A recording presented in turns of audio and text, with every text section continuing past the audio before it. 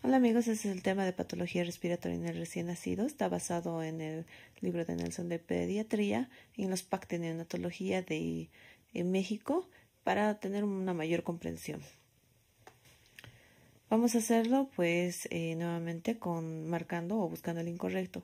¿Cuál será? ¿Será que la formación de líquido pulmonar implica el flujo de cloruro a través de la bomba sodio-cloro hacia la luz alveolar? ¿Será que la reabsorción se debe a la entrada libre de sodio al intersticio alveolar? ¿O será que el agente tensoactivo contiene 65% de fosfatidilcolina? ¿O será que la apnea mixta se caracteriza por cuadros prolongados? ¿O que la estimulación táctil no forma parte del manejo del apnea? Y bueno, vamos a ir viendo conforme vayamos pasando el tema. Aquí tenemos un gráfico, ¿no?, de la transición de la vida intra a extrauterina, en la cual pues estamos dividiendo el alveolo en dos partes, ¿no? Este es el alveolo, esta es la circulación o la vena sistémica y los linfáticos. Lo que tenemos que tomar en cuenta aquí, bueno, en esta parte del lado izquierdo va a ser la producción de líquido pulmonar y aquí la eliminación o la reabsorción del líquido pulmonar.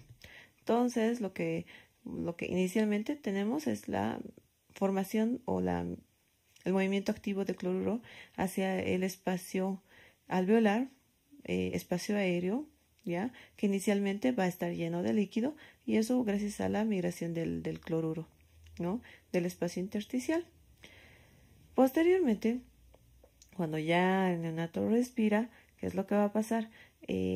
Inicialmente con las contracciones uterinas, ¿qué es lo que va a haber? Va a haber la producción de adrenalina. La adrenalina va a activar estas bombitas de sodio-cloro, que va a hacer que el sodio sea transportado de forma activa hacia el intersticio, y de esta forma va a jalar todo el líquido de forma osmótica hacia la parte intersticial, ¿ya? Además, va a haber un movimiento activo de la albúmina hacia los vasos sistémicos, que va a hacer que el líquido, se podría decir, absorba hacia la parte sistémica gracias a la formación de la presión oncótica, ¿no?, que está formado por la albúmina y las proteínas. Bueno, este otro esquema nos va a decir la composición del agente tensoactivo. Básicamente, una vez que haya la eliminación del líquido pulmonar, tenemos que tener listas una cantidad adecuada del surfactante o el agente surfactante, que es lo que nos va a evitar el colapso alveolar, ¿ya? Que va a formar como una película, ¿no?, aquí. Bueno, entonces, cabe mencionar que el surfactante o el agente tensoactivo se va a sintetizar o va a aparecer por primera vez desde las 24 semanas, pero la cantidad todavía no va a ser eficaz para evitar el colapso alveolar, y posteriormente, ya desde las 34 semanas, va a empezar a aumentar la concentración del surfactante, ¿no? Y bueno, hay que también saber que la composición del agente tensoactivo, que está formado por 65% de fosfatidilcolina y un porcentaje de lípidos neutros, las proteínas A, B, C y D, un pequeño porcentaje de otras proteínas, fosfatidilinositol, fosfatidiletoanolamina y fosfatidilglicerol. Pero la que más relevante es la fosfatidilcolina, que es un 65%. Bueno, y ya pasando a las patologías respiratorias, vamos a comenzar por el apnea.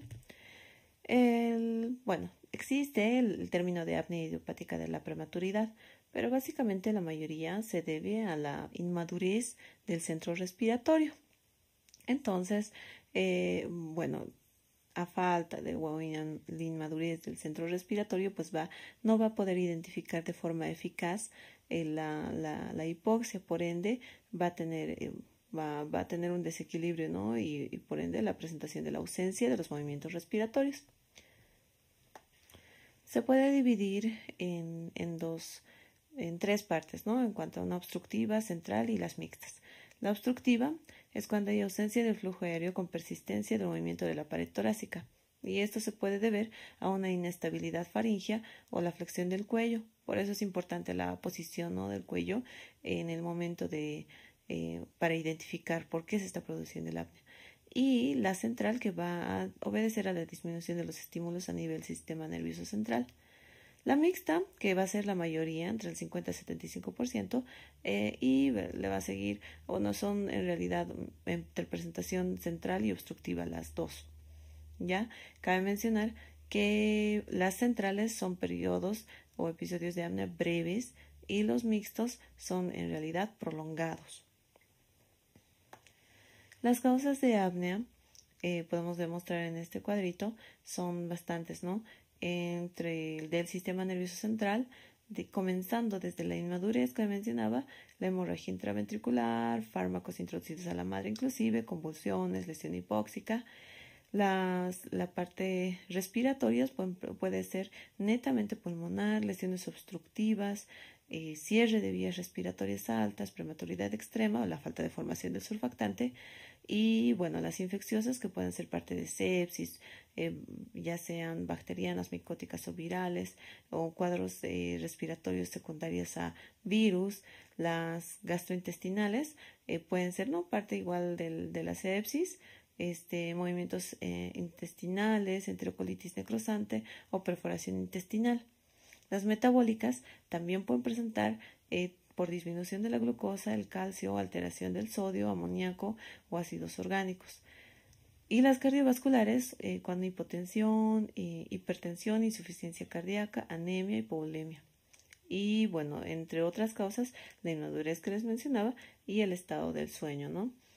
Entonces, cabe mencionar también que la apnea, cuando estamos hablando de una apnea, en definición, son la ausencia de movimientos respiratorios mayor a 20 segundos que pueda tener repercusión en la parte circulatoria, como es la presencia de bradicardia. Entonces, de ahí nos damos cuenta, porque eventualmente los neonatos pueden tener movimientos respiratorios que pueden ser o ciclos irregulares, ¿no? Pero esto mucho nos puede llamar la atención cuando está asociado a bradicardias, ¿no?, y alteración del sistema circulatorio.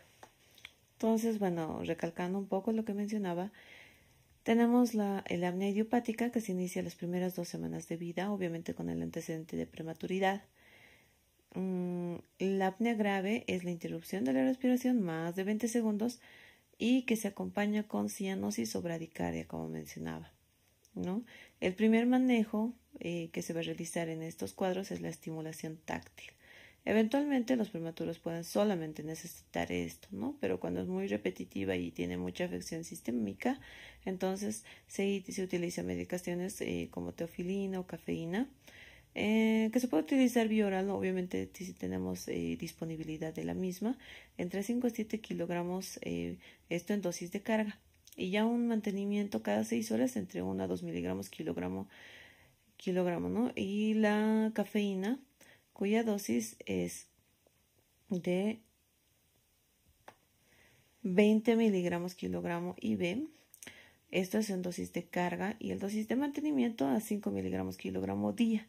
Pero esto se debe seguir a las 24 horas de haber iniciado el mantenimiento. La carga, dosis de carga. El doxapram es una medicación que pues se está implementando, ¿no? Estimula los quimiorreceptores centrales, pero probablemente la efectividad va a ser un poco menor en los prematuros. ¿Por qué? Por la misma inmadurez de los quimiorreceptores. Y pues se puede utilizar CPAP, ¿no?, cuando no hay respuesta a la medicación y pues presenta apneas graves de forma repetitiva. Entonces se pone el CPAP, que es la presión positiva continua de la vía aérea. Bueno, y se va a utilizar con una presión de 3 a 5 centímetros de agua. Y bueno, tenemos el apnea de la prematuridad, que puede aparecer a partir de las 37 semanas corregidas, incluso hasta las 44 semanas de edad gestacional. En estos casos hay que prevenir la exposición del tabaco y pues evitar el sobrecalentamiento de los recién nacidos. Por ende, volviendo a nuestra pregunta, nuestro enunciado incorrecto es que la estimulación táctil no forma parte del manejo del apnea, porque ya habíamos visto que si el líquido pulmonar implica el flujo o la formación del líquido pulmonar implica el flujo del cloruro a través de la bomba de sodio-cloro hacia la luz alveolar, y la reabsorción se debe a la entrada libre de sodio al intersticio, ¿no? Que mencionábamos que jala el agua hacia la parte del intersticio, además de la migración de la albúmina y las otras proteínas. Por otro lado, el agente tensoactivo sí tiene 65% de fosfatidilcolina, y el apnea mixta se caracteriza por cuadros o episodios de ausencia respiratoria prolongados. Por ende, nuestro incorrecto es la estimulación táctil, porque como habíamos visto, la primera acción a realizar es la estimulación táctil. Para pasar a otro punto tenemos marca el enunciado verdadero. Entonces, ¿será que la enfermedad de membrana hialina se caracteriza por dificultad de absorción del líquido pulmonar? ¿Será que el agente tensoactivo comienza su síntesis a las 24 semanas? ¿Será que la anomalía de los genes de las proteínas del agente tensoactivo representan la principal causa de la enfermedad de membrana hialina? ¿O será que la hipercapnia no es una causa de enfermedad de membrana hialina? Y bueno, la enfermedad de membrana hialina, ¿ya?, es una patología que se va a presentar al menos en 60 al 80% en neonatos menores de 28 semanas de edad gestacional. Ahí, bueno, esto va a ir disminuyendo conforme la edad vaya avanzando, es decir, de 32 a 35 semanas, solo el 15 al 30%, y rara vez luego de recién nacidos a término, ¿no?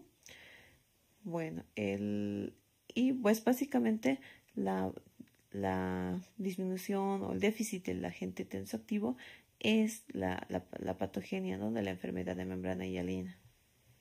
Y bueno, esta es una gráfica que nos va a mostrar la biosíntesis del surfactante por las células de tipo 2.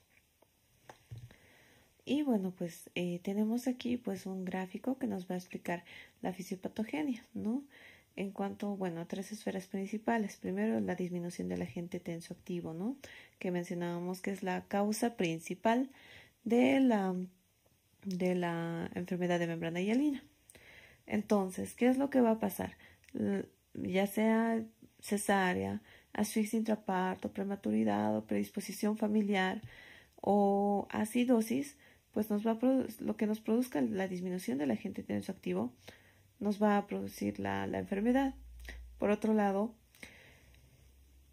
la disminución del agente tensoactivo nos va a dar una atelectasia progresiva. ¿Por qué? Porque va a haber colapso alveolar, ¿no?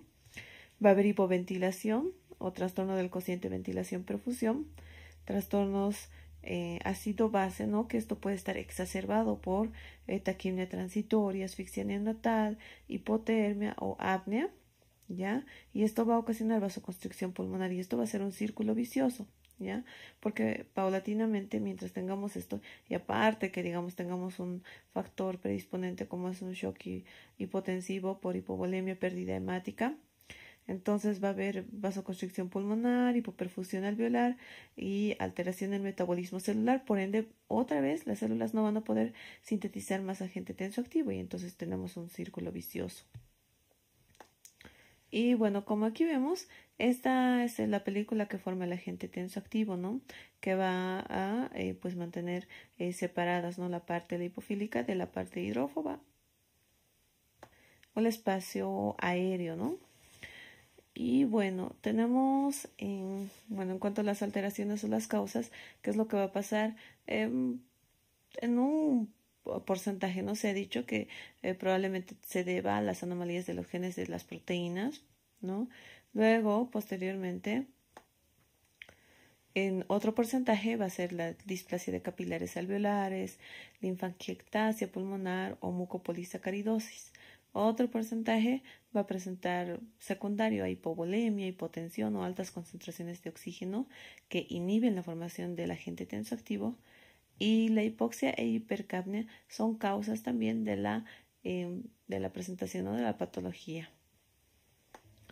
Pero básicamente nuestra causa principal es la disminución del agente tensoactivo secundario a la prematuridad, ¿no?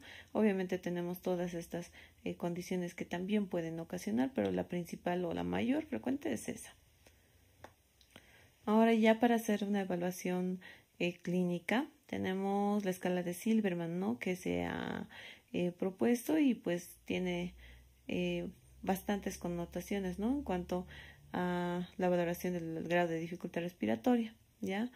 Bueno, entre estas tenemos 5 parámetros, de las cuales, bueno, y vamos a ir por de arriba para abajo, el aleteo nasal, el quejido expiratorio, después tenemos la disociación tóraco-abdominal, retracciones intercostales, retracciones sifoideas, ¿ya? Cada una tiene su puntuación, ¿ya? Cuando no hay aleteo nasal, pues decimos 0. Cuando tenemos aleteo nasal mínimo, tenemos el grado 1. Tenemos el aleteo nasal marcado, grado 2. Si el quejido expiratorio no hay quejido, 0. Tenemos quejido solo con estetoscopio, tenemos un grado 1. Tenemos un quejido constante, tenemos el grado 2. Si la retracción sifoidea solo es visible, tenemos grado 1, pero si es marcado, grado 2. Las retracciones intercostales, si solo es visible, grado 1, si es marcado, grado 2. La disociación tóraco-abdominal, si es sincronizado de los movimientos tóraco-abdominales, pues grado 0. Grado 1, si tenemos en inspiración el desbalance tóraco-abdominal, y en grado 2, si es visible tanto en inspiración como en expiración. Entonces, dentro de esta calificación, cuando tenemos 0 no hay dificultad respiratoria. Si tenemos 1 a 3 puntos, tenemos con dificultad respiratoria leve, de 4 a 6 puntos con dificultad respiratoria moderada y de 7 a 10 puntos con dificultad respiratoria severa. Y esto pues nos va a servir básicamente para poder realizar el manejo adecuado, ¿ya? Bueno, por otro lado, parte de la manifestación clínica pues es la cianosis, ya sea central o periférica. Y bueno, todo esto son parte de la formación de la manifestación clínica. La mortalidad se va a deber básicamente al deterioro importante en el intercambio gaseoso a fugas de aire alveolar, hemorragia pulmonar, hemorragia intraventricular, o puede retrasarse, ¿no? En semanas o meses y probablemente después desarrolla la displasia broncopulmonar que vamos a mencionar posteriormente. Entonces, volviendo a nuestro enunciado, bueno, ¿la enfermedad de membrana hialina se caracteriza por dificultad de absorción de líquido? No, pues hemos visto que básicamente es por la disminución del déficit del surfactante. Por otro lado, el agente tensoactivo sí comienza su biosíntesis a las 24 semanas, como les decía, y la anomalía de los genes no son la principal causa, ¿no? Sino simplemente la prematuridad, ¿no? Por otro lado, la hipercapnia sí es una causa de enfermedad de membrana hialina, como lo habíamos mencionado.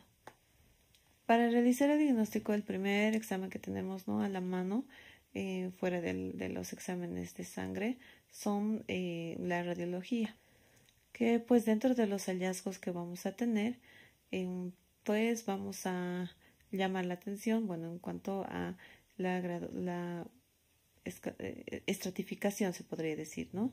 El grado 1 es cuando tenemos imágenes reticulogranulares finas con broncograma aéreo que no sobrepasa la imagen de cardiotímica o de la silueta cardíaca y tiene una transparencia conservada. En el grado 2, la retículo granular va a ser extendida en todo el campo, el broncograma va a ser muy evidente y sí sobrepasa la silueta cardíaca. El grado 3, pues en este grado vamos a ver nódulos que confluyen en el broncograma es muy visible, se extiende a los límites de la silueta cardíaca. Y el grado 4 tenemos opacidad torácica generalizada y no hay distinción de la silueta cardíaca. Entonces, bueno, tal vez repasando un poco, el patrón radiológico retículo granular con broncograma aéreo muy visible pero que sobrepasa la silueta cardíaca es el grado 2. Pasando a otro punto, la prevención de la enfermedad de membrana hialina radica en, ¿será que es evitar las cesáreas innecesarias. ¿Será que es el uso de corticoides antenatales? ¿Será el uso de CPAP desde el inicio de nacimiento o el uso de surfactante de forma precoz? ¿O serán todas? Cabe mencionar que en el diagnóstico diferencial tenemos que ver sepsis precoz. La sepsis precoz, ¿por qué se produce? Es por la colonización por el estreptococo del grupo B, que se puede realizar pues por uso de dispositivos, ¿no? En aspirado gástrico o traqueal, y pues la diferencia va a ser en un leucograma alterado, ¿no? Y el antecedente de membranas rotas, ¿no? De la madre, o quizá también antecedente de que la madre en el último trimestre haya presentado flujos vaginales, y si el pase ha sido parto, y bueno, todos esos antecedentes que van a tomar en cuenta, ¿no? Por otro lado, tenemos que distinguir la enfermedad de membrana hialina de una cardiopatía cianótica, ¿ya? Esto pueden ser patologías del retorno venoso pulmonar anómalo, ¿ya?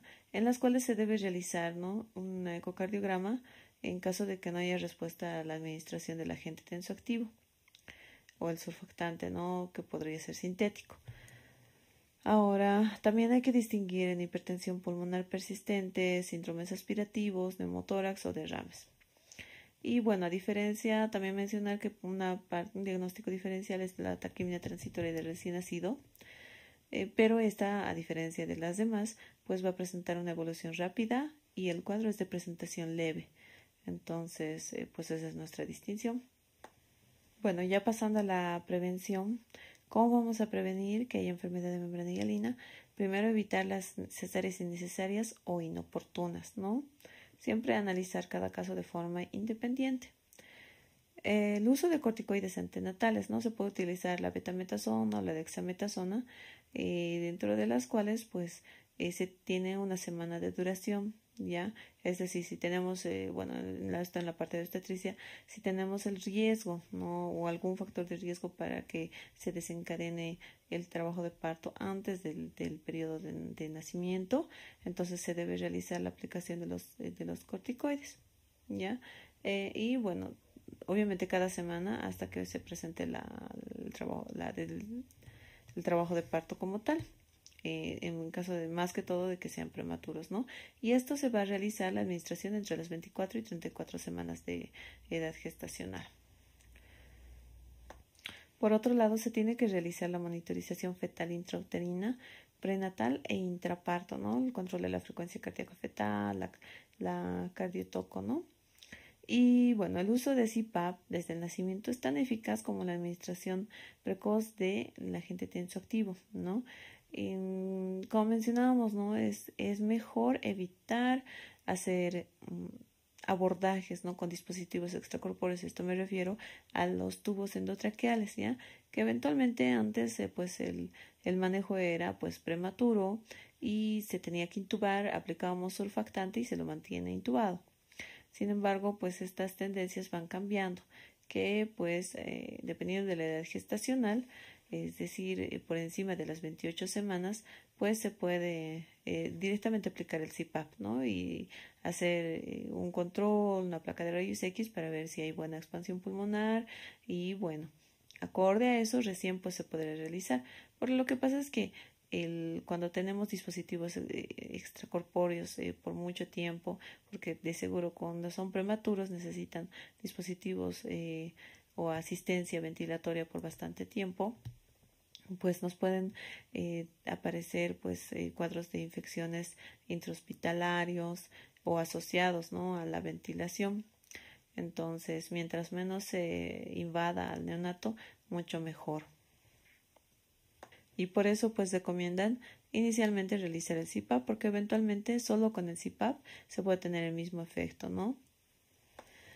¿Cómo vamos a realizar el manejo, no? Cuando tenemos un paciente que ya pues con los antecedentes y con todo lo que hemos visto con los diagnósticos diferenciales, pues llegamos al diagnóstico de una enfermedad de membrana hialina. Inicialmente tenemos que corregir la parte metabólica, ¿ya? La parte metabólica está en el sentido de corregir si tiene acidosis, los electrolitos, la glicemia como tal, el hematocrito, que también son, algunos de estos datos pueden estar alterados, incluso concomitantes con la enfermedad de membrana hialina. Por otro lado, la parte física, pues disminuir, ¿no?, la hipotermia y monitorización. La parte nutricional va a ir también tomada de la mano, en la cual tenemos que tener el aporte de calorías y líquidos apropiados, ¿ya? Se pueden inicialmente, ¿no? Los primeros días siempre son soluciones libres de electrolitos, ¿no? Se puede administrar dextrosa al 10% más aminoácidos con un flujo de 60 a 90 ml por kilo. Más si realizamos sobrecarga de líquidos, es decir, más de 140 ml por kilo, podemos ocasionar persistencia del ductus arterioso, ¿ya? Y bueno, ¿cómo vamos a elegir cuál es el instrumento para la asistencia ventilatoria? Pues bueno, como habíamos mencionado, es mejor el CPAP o mejor no invadir, ¿no? Pero cuando es la indicación de ventilación mecánica, es cuando tenemos un pH por debajo de 7,2, con una PCO2 de 60 milímetros de mercurio, saturaciones menos de 90 y concentraciones o con FiO2 de 40 a 70%, o si pese a que hemos administrado un CPAP con 5 a 10 centímetros de agua de PEP, o para realizar, o sea, cuando son extremadamente prematuros, realizar la administración del agente tensoactivo por tubo endotraqueal desde cada 6 a cada 12 horas. Entonces, básicamente estas van a ser las indicaciones para el uso de ventilación mecánica. Volviendo a nuestro enunciado, pues se podría decir que la prevención de la enfermedad de membrana hialina radica en todas, ¿no? Evitar las cesáreas innecesarias o el uso de corticoides antenatales entre las 24 y 34 semanas, puede ser beta o dexametasona. El CPAP se puede desde el inicio, ¿no?, que tiene la misma efectividad que si para la colocación de surfactante endotraqueal, pero obviamente esto muy relacionado con la edad gestacional, y el uso de surfactante de forma precoz. La ventilación mecánica como tal ¿qué es lo que va a hacer? Nos va a dar una asistencia respiratoria artificial, ¿no? Y por algunos es considerado como un mal necesario. Bueno, tenemos bastantes modalidades, ¿no? Tenemos desde la ventilación obligatoria intermitente sincronizada. Esta es la que va a tener el estímulo solamente de la máquina. Tenemos el soporte, ¿no?, por presión, ciclados por volumen y combinaciones de varias de ellas, ¿no? Bueno, y dentro de estas tenemos la ventilación mandatoria intermitente, de la cual pues la máquina va a enviar los estímulos de forma independiente a la respiración del neonato, ¿no? Por otro lado tenemos la mandatoria intermitente sincronizada, en la cual pues nos va a dar el estímulo en la respiración del neonato y la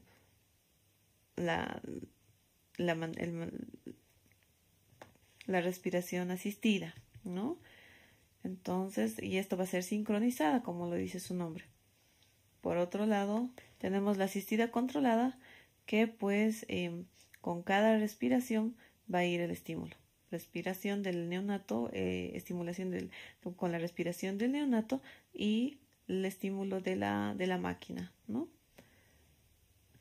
Entonces, ¿cuáles son los objetivos de la ventilación mecánica? Es mejorar la oxigenación y eliminación de CO2 sin ocasionar barotrauma, ya que el barotrauma es la lesión por la presión de oxígeno, y también tenemos el volutrauma, que es por volumen, el volumen que se está administrando, y también evitar la toxicidad por el oxígeno, ¿ya?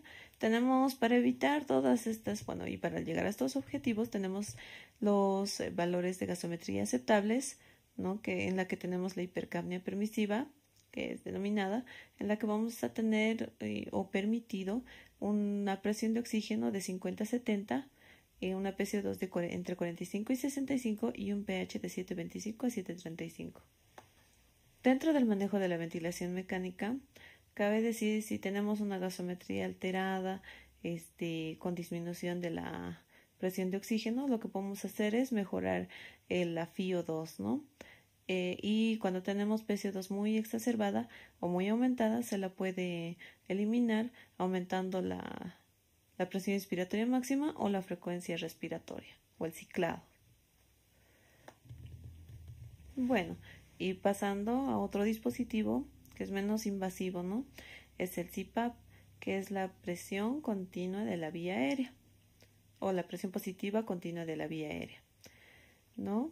Entonces se va a basar en la administración de oxígeno, ¿no? Tenemos un sistema, o son como doble sistema más o menos, en la que tenemos la administración por presión positiva del oxígeno, ¿ya? Pero va a estar conectado a el generador de este efecto que básicamente va a evitar el colapso pulmonar, ¿ya? Y nos va a otorgar una presión positiva al final de la aspiración, ¿no? Que es lo que básicamente va a generar con este efecto en el CPAP, ¿no? Ahora, cuando tenemos una PEP excesiva, porque esto va a ir cuantificando también, de acuerdo a qué longitud vaya entrando de la parte del tubo generador de este efecto, entonces cuando tenemos excesiva, porque en realidad hasta lo que se puede utilizar es hasta 6, y algunos utilizan incluso hasta 10, pero es algo peligroso, entonces va a dificultarnos el retorno venoso. Ya, por ende va a haber reducción del gasto cardíaco y por ende el aporte de oxígeno, a pesar de la mejoría, pues nos va a dificultar en la parte sistémica. Entonces hay que tomar en cuenta que pues aunque tengamos el uso del CPAP, que no sea tan agresivo y demás, el exceso de oxígeno no mejora el pronóstico, ¿ya? Y pues tampoco nos mejora las tasas de displasia broncopulmonar o ceguera o la retinopatía del prematuro o el deterioro del estado neurológico, ¿ya? Y bueno, lo que se tiene o el objetivo a trazarse para la manutención de una saturación es entre 91 y 95. Y esto para evitar, ¿no? Obviamente, o disminuir las probabilidades de estas complicaciones por uso de oxígeno. Y bueno, aquí tenemos un cuadrito en los cuales nos muestran las ventajas y desventajas del CPAP o del uso del CPAP. Las ventajas: aumenta la capacidad residual funcional, como les decía, que evita el colapso, ¿no? Y crea una presión positiva al final de la aspiración, es decir, que no se elimina todo el airecito, entonces por eso no se aumenta la capacidad residual funcional, ¿ya? Y la presión de oxígeno. Aumenta la distensibilidad y mejora el trabajo respiratorio, reduce las apneas, por eso está indicado en el apnea, y la inflamación, previene el colapso pulmonar y conserva el surfactante, disminuye el gradiente del alveolo arterial de oxígeno, disminuye los cortocircuitos intrapulmonares, disminuye las apneas obstructivas y mixtas, y bueno, en cuanto a las desventajas, aumenta el riesgo de síndromes de fuga aérea, ya neumotórax o los bleps. Los niveles altos producen sobredistensión pulmonar o retención de CO2 o aumento del trabajo respiratorio. Luego, el aumento de la presión intratorácica va a disminuir el retorno venoso y el gasto cardíaco, como les mencionaba, y puede ocasionar distensión gástrica. Es como que constantemente te estuvieran soplando en las fosas nasales, ¿no? Y pues por eso básicamente. Y pues lesiones nasales, porque como se dan cuenta, la parte tiene como unas cánulas que tienen que estar herméticamente cerradas en las fosas para provocar el efecto deseado. ¿Cuáles son las indicaciones? Las indicaciones son una frecuencia respiratoria más del 30%, ¿no? de su normalidad. Una presión de oxígeno de 50 milímetros de mercurio, PCO2 de 50 milímetros de mercurio, una fracción de inspiración de oxígeno de más de 60% y rayos X de tórax que nos va a dar sugerente, ¿no? A enfermedad de membrana hialina o patologías de base. Y pues bueno, tenemos otros tipos de ventilación, ¿no? Tenemos una de alta frecuencia en la cual van a utilizar frecuencias respiratorias suprafisiológicas, es decir, en recién nacidos hasta de 300 hasta 1200 por minuto con un corriente pequeño. Eso va en fin de evitar varo y volutraumas, ya que sí se dice que disminuye, ¿no?, su porcentaje de la presentación, pero también tiene otros efectos adversos, ¿no? Y tenemos la ventilación de alta frecuencia oscilatoria, ya que también que probablemente se disocia a la disminución de la presentación de displasia broncopulmonar, pero tiene pues altas probabilidades de presentar fugas de aire o aumentar el riesgo de hemorragia intraventricular. Y bueno, una vez de cualquier tipo de ventilación utilizada, se puede, por ejemplo, la ventilación mecánica, se puede pasar a CPAP, es lo que recomiendo, ¿no? Para evitar la atelectasia con una dosis de metilxantina para prevenir el apnea, ¿no? Por otro lado, se puede utilizar flujos de 1 a 2 litros por minuto con cánula nasal o en la cánula nasal de alto flujo, en la cual va a ser humidificada y caliente hasta 2.8 litros por minuto. Y esto para un soporte en recién nacidos, ¿no?, que están próximos a término. Entonces, volviendo a nuestra pregunta, ¿no? El CPAP, el enunciado incorrecto es que no dificulta el retorno venoso y nos hemos dado cuenta que sí dificulta el retorno venoso y también disminuye el gasto cardíaco. Y bueno, una de sus indicaciones sí es un FiO2 de mayor a 60, ¿no? El uso de FiO2 mayor a 60. Y una de sus desventajas sí es la distensión gástrica, como les mencionaba, porque es constantemente algo que te va soplando en la naricita. Y se recomienda pasar a CPAP luego de ventilación mecánica para evitar atelectasia.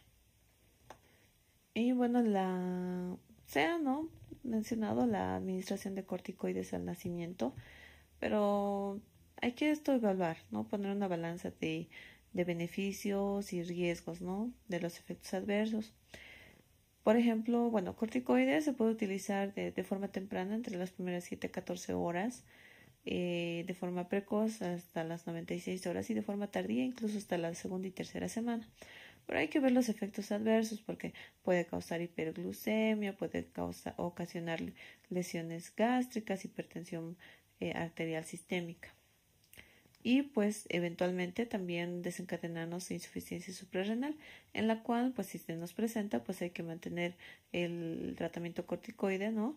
Y para ir disminuyendo de forma gradual. Se sugiere, ¿no?, el uso de hidrocortisona cada 6 a 12 horas en dosis de 1 a 2 miligramos kilogramo dosis.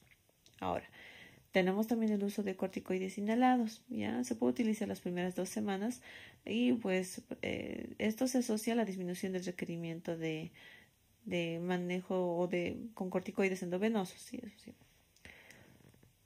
Se puede realizar la administración de óxido nitroso por el ECMO, que ahorita lo vamos a mencionar qué significa y qué es.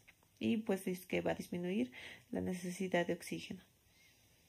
La administración de bicarbonato entre 1 a 2 mil equivalentes por litro durante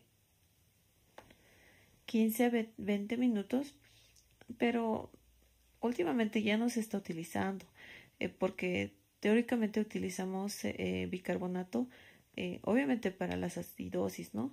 Pero últimamente pues tiene mucha relación con edema cerebral, por ende pues es una medida que se toma pues en última opción.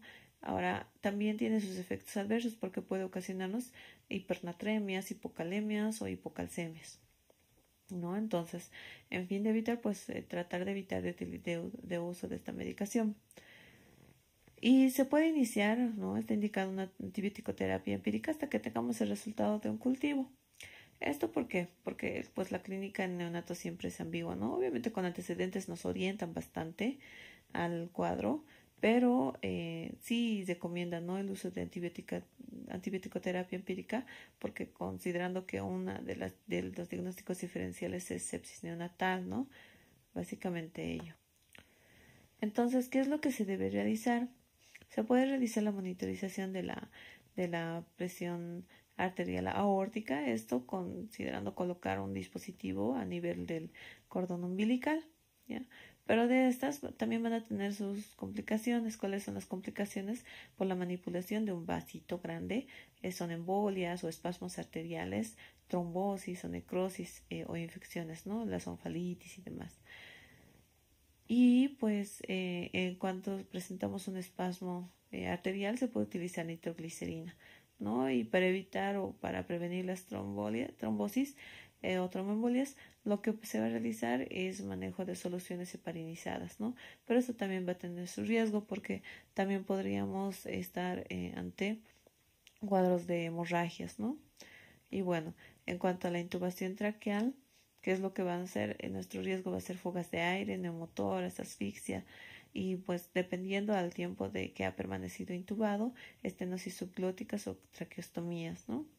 Por otro lado, los cateterismos que nos van a desencadenar hipertensión de la vena renal, podemos ocasionar trombosis venosa profunda, onfalitis o persistencia del ductus arterioso, ¿ya? Y bueno, básicamente con estas serían nuestras complicaciones. Ahora, ¿cómo nos vamos a dar cuenta que tenemos un paciente que ya tiene la persistencia del ductus arterioso? Primero que el precordio va a ser hiperdinámico, luego los pulsos saltones. En la placa de rayos X podríamos tener una imagen sugerente de cardiomegalia, un aumento de la trama vascular, hepatomegalia o aumento de la dependencia de oxígeno con retención de CO2, ¿ya? Y bueno, el tratamiento básicamente es la restricción de líquidos. Se puede utilizar AINES, ¿no? De 0,1 a 0,2 miligramos kilogramo dosis. Esto en cuanto al uso de indometacina o incluso se ha utilizado ya el ibuprofeno. Y de esto se va a realizar de entre 12 a 24 horas y pues se puede realizar el tratamiento del ductus de forma quirúrgica, pero esto solamente en caso de cualquier contraindicación, es decir, el uso de AINES, sus contraindicaciones son sangrados o alteraciones de la coagulación, pues esta va a ser una indicación para que sea un cierre de este quirúrgico. Pero eventualmente les hacen controles, ¿no? Para tratar de esperar un cierre anatómico, fisiológico, pero pues en caso de que hayamos manejado bastante líquidos y se haya mantenido ya permanente el ductus, pues ya pasa a la parte quirúrgica. Entonces, bueno, vamos a hacer una pregunta. ¿En cuál de las complicaciones del manejo de la vía aérea marca el enunciado verdadero? Las embolias no forman parte del cateterismo umbilical, pues hemos visto que sí forman parte del cateterismo umbilical, esto por la manipulación del vaso, ¿no? Y bueno, el neumotórax es una complicación de la monitorización de la presión aórtica, sí, esa es una respuesta.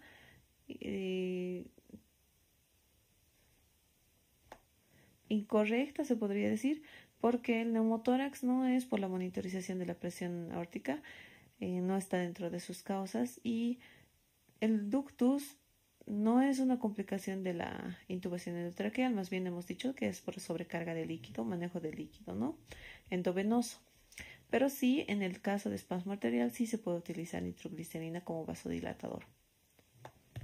Y bueno, pues hemos concluido con la primera parte de patología respiratoria.